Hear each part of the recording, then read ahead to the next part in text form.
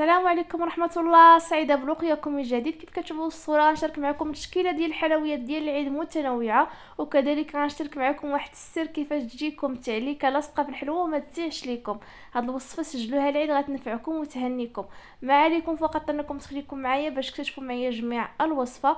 وكما العاده الا عجبكم محتوى هذا الفيديو ما تبقوش على البارطاج والتفاعل ديالكم باش يوصل الناس اخرين وفرجه ممتعه مع قناه محبوبه الطبخ. على بركه الله خديت هنا ربعه ديال الكاوكاو ونصف كيلو ديال الكاوكاو اللي خليته شويه في الفران غير صهدته شيئا ما تبدا كيدخلوا شويه ديال الطياب باش ما محمرش، غير بدا كيدخلوا الطياب غير باش تزولنا داك القشره. هنا في هذه المرحله غادي نطحنوه شيئا ما يطحنش بزاف، فقط غادي نخليوه يولي بحال الحبيبات ديالو، يولي بحال الكسكس بحال الكسكسو البنات. ما تطحنش بزاف البنات كيف ما قلت لكم، حنا بغينا فقط غير يطحن شيئا ما يوليش بودر، فقط يكون باين واحد شويه. نتوما كي كتشوفوا راه كيبان لكم من خلال لا فيديو راه هنا ما مطحونش مزيان.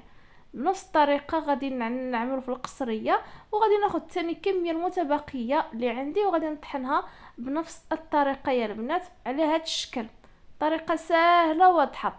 هانتوما كتشوفوا القوام ديالو كيبان لكم. خديت هنا كاس ديال السكر خشنه وحبيبات، ضفت ملعقه باش هكا ديال نسموها ديال القرفه، وغنضيف 2 معالق كبار ديال مربى المشمش. نتوما خاص بالحلويات بطبيعه الحال ماشي ديال الماكله ديال الحلوه. كيف كتشوفوا ضفت انا كيس من خميره حلويات بيكين باودر من فئه 8 غرام، وغادي نضيف انا رشيشه ديال الملح. خديت 2 حبات ديال البيض كبار طبيعه الحال غنطربهم وباش غادي نجمعوا الخليط.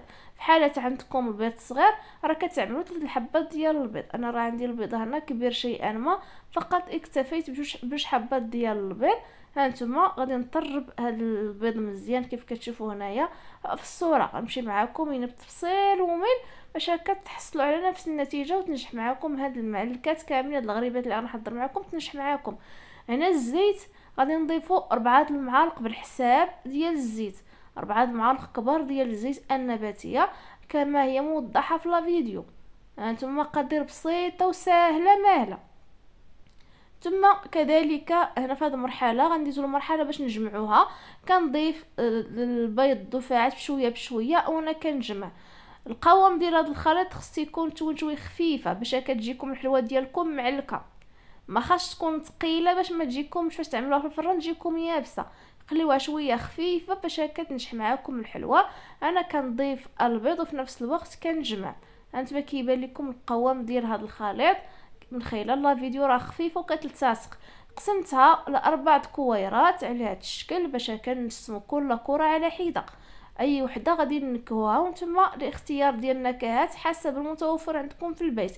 اول وحده نسمتها بملعقه ديال الكوك، طبيعه الحال يكون الكوك من نوعيه يعني ممتازه باش ما تجيكمش ناشفه. راكم عارفين راه كاين داك الكوك مزيان وكاين داك الكوك ثاني اللي ناشف، راكم فاهمين شنو كنقصد.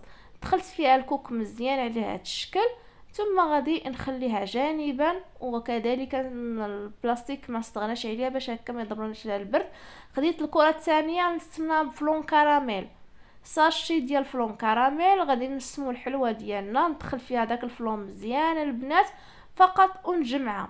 ثم غادي ناخذ الكره الثالثه كذلك، هذه ضفت ليها تقريبا 2 معالق كبار ديال فلون الشوكولاته، وغادي نضيف لها كذلك 1 ملعقه صغيره ديال بودره الكاكاو، وغادي نجمعها. ولكن رصت لها شويه ديال البيض هنا باش كتجمع ليا باش ما تبقاش ليا ناشفه. راكم عارفين ضفنا المكونات تجيني جافه. اما الاخيره نسمتها بليفروي قطعتهم رقاق ودخلتهم فيها. انتم كتشوفوا جمعتها مباشره البنات. راه حلوه ساهله ماهله ما كتاخذ بزاف ديال الوقت. انتم كتشوفوا ضيين قسمناهم وحضرنا الحلوه ديالنا. اول وحده وثاني وحده اللي عملنا ليها فلون كراميل، هذه كنكورها وكنبسطها شيئا ما وكندوز يعني الفوق ديالها يعني الوجه ديالها بياض البيض، وكنعملها ثاني في اللوز ايفيلي. ممكن لكم تعملوا الكاوكاو المتوفر عندكم. انا عملتها هنا في اللوز ايفيلي وكنعملهم في اللاطه والفران هيكون ساخن مزيان. راه اللاطه عندي ما كتلصقش نهائيا. نتوما الا ما عندكمش، الا عندكم لاطه كتلصق يعني ديروا البابيه راكم عارفين ديال المطبخ. هانتوما كنكور ثاني وكندوزها في بياض البيض وكنعملها في اللوز ايفيلي وكنصطفها مباشره في اللاطه. خديت تاني وحده اخرى البنات اللي عملنا ليها يعني الفواكه الجافه كيف كتشوفوا. هذه كندوزها كامله في بياض البيض وكنعملها في كاوكاو اللي مطحون بقشور، وكانت كنكورها وكنعمل واحد الثقب صغير في الوسط باش هكا هادي نعمروها البنات كيف كتشوفوا هنايا. انا غندوزها كامله تاني تمرمد مزيان في الكاوكاو اللي مطحون بقشورو يبقى شويه باين كوكاسي. ها انتما الطريقه سهله وموضحه لكم. وكنعمل واحد الثقب صغير في الوسط باش هكا نعمروه. انا عملت انا مربى المشمش، ولكن في الاخر غادي نقول لكم كيفاش نعملوه تاني تعليكه باش يبقى لنا لاصق في الحلوه وما يسيحش لينا نهائيا.